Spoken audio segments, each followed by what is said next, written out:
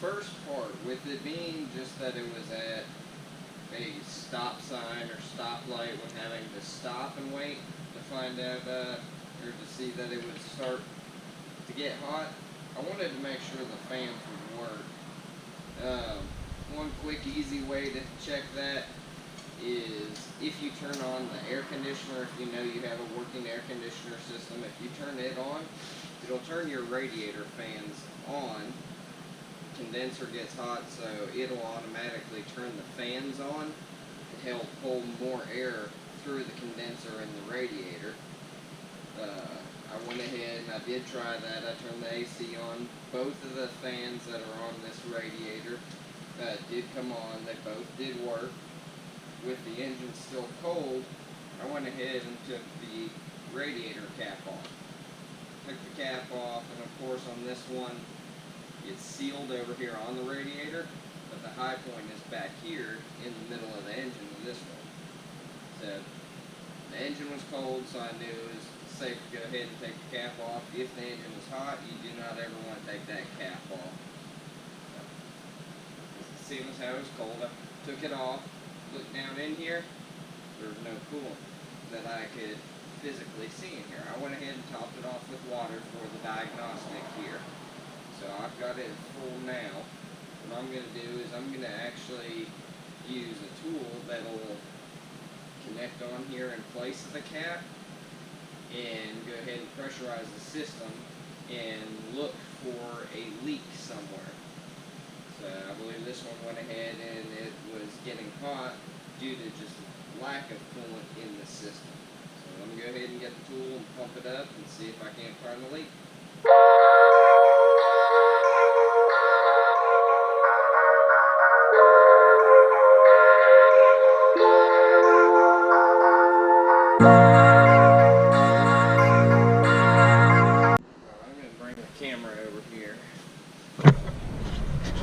Looks like we have coolant coming from two spots.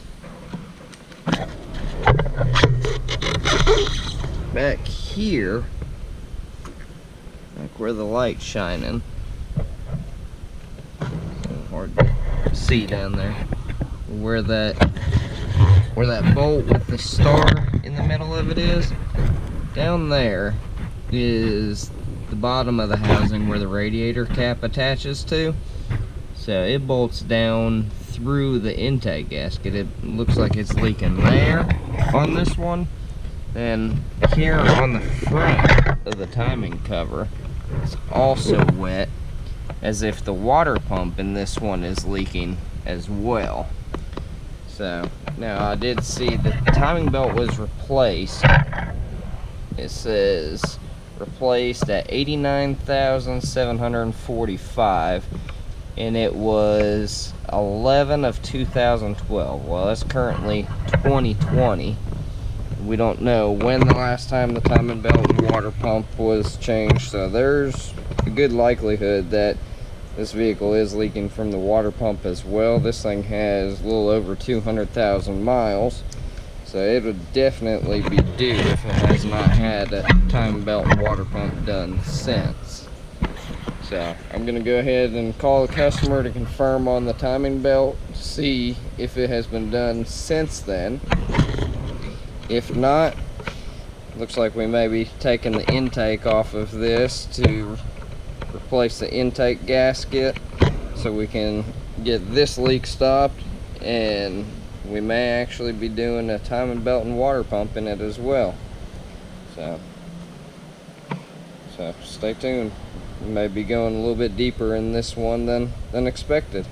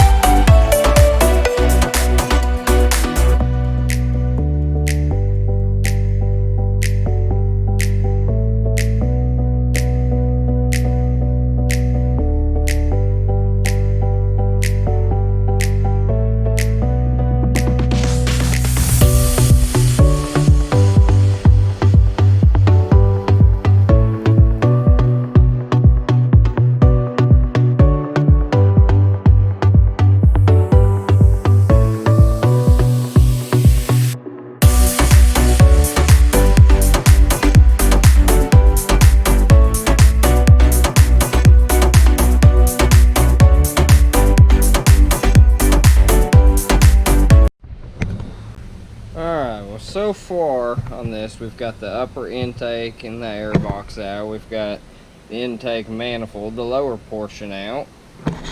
We've got the first culprit from the coolant leak out and the gaskets that ran underneath of it. So the gaskets are one piece here. So they ran all the way across the whole part from this water port. Then you have your 3 intake ports per cylinder head, and then there's one more water port over here. That's where it was leaking from. That's all one gasket across there. We've got our upper timing cover off. We've got part of the mount, the bracket for the mount, loose. So as well as our first belt. I'm getting ready to lift it up, and I'll be able to take the power steering belt loose on the bottom. I've already taken the jam nut loose and got it loose, so I'll be able to take it off.